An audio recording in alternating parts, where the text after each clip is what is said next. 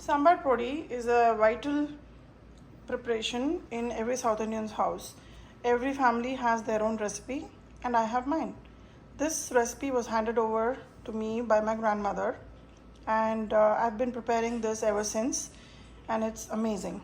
I use it for not only making sambar but also making veta to even marinate my fish and sometimes the chicken too.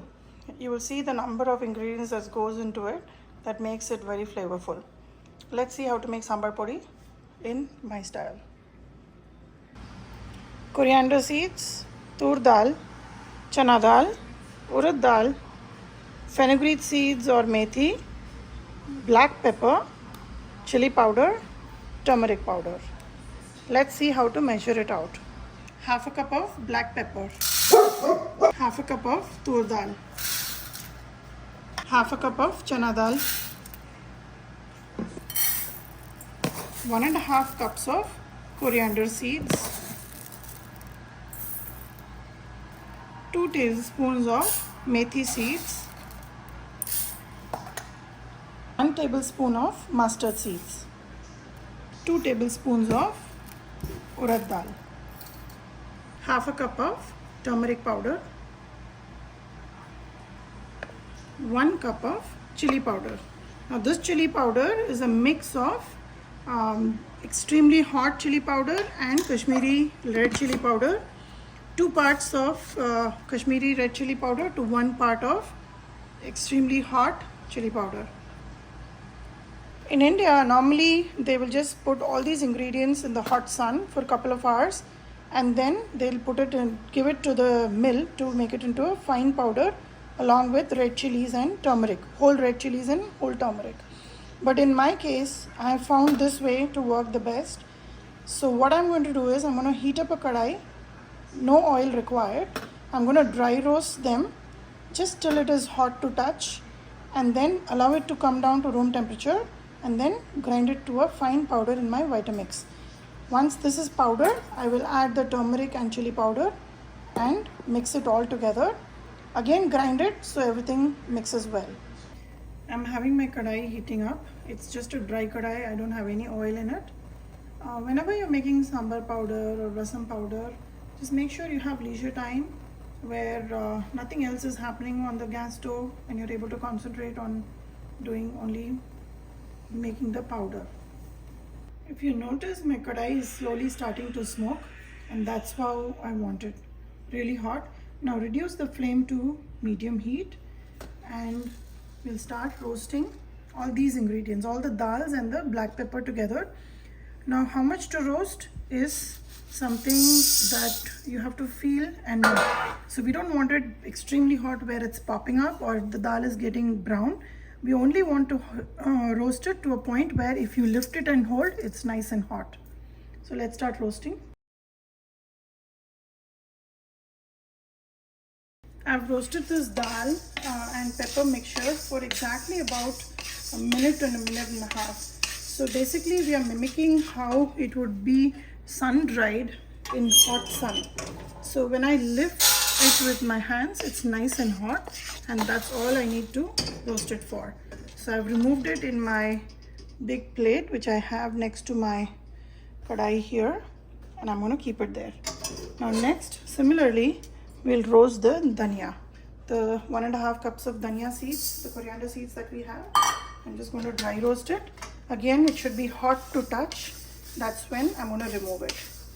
This will basically eliminate any moisture in the dals or the coriander seeds and it will make sure that our powder can stay longer in our shelf. We're not going to refrigerate powder.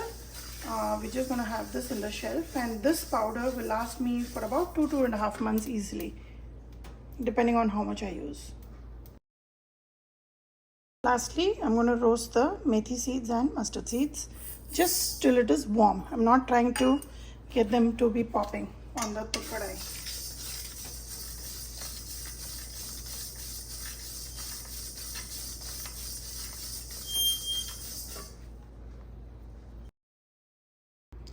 All my ingredients are well roasted now and just spread it out in this big plate and let it cool down completely.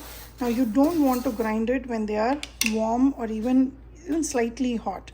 So if you hold it and release, it's nice and hot to touch, and this is how it would have been if I had been drying this in a hot sun. So we are just mimicking that here. So let it completely cool down and then I'll show you the next process. The chili powder and the turmeric powder does not have to be roasted. We are just going to use it as is. The dals have cooled down to room temperature. In fact, it's nice and cold to touch. So now I'm going to use my dry jar. This is a Vitamix dry jar, and I'm going to make a powder out of this first. If you notice, I've made a fairly coarse powder out of it. It's not very smooth yet, but I want to stop at this stage. And now I'm going to take it out in my parat here, the big plate, and I'm going to add all the spices, which is the chili powder and turmeric powder to it. Always try to use a perforated ladle like this so that it mixes well, and right now it's not fully mixed here.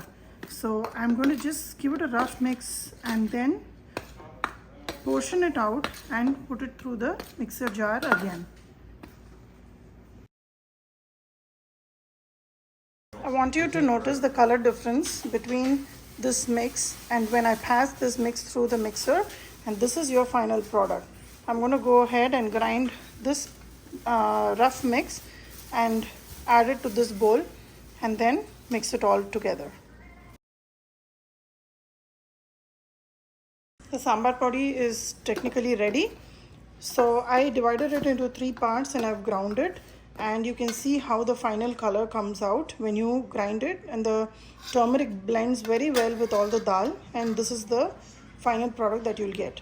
So in my opinion, this is done. This is not a very fine powder, but very close to the one that we get when we give it in the mill and get it done. So I'm going to go ahead and divide this into 2 and give it one more grind and mix it again.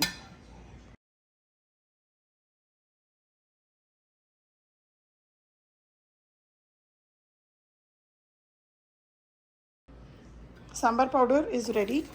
Allow this to come to room temperature. Since we use the Vitamix and it's a high powered machine, the powder is a little warm right now.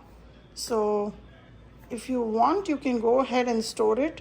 Just put couple of pieces of rock salt, ice cream salt, or a couple of pieces of rice in it, raw rice, so that will absorb any moisture.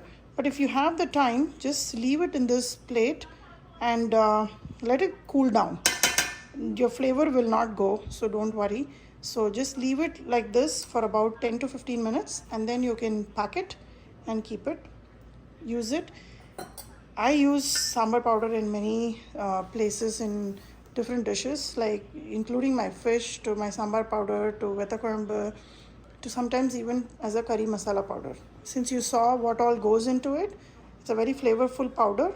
It's a traditional recipe handed down to me from my grandmother. So give it a try and let me know how it turned out for you. It's been about some time now and the powder is cold. I'm going to fill up the jar and store it.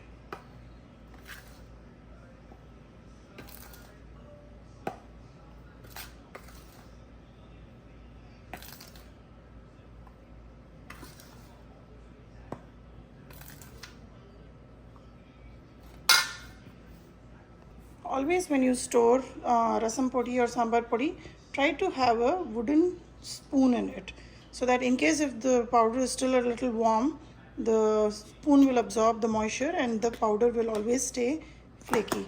It won't form any ball or become stale. So here is your sambar podi ready to use.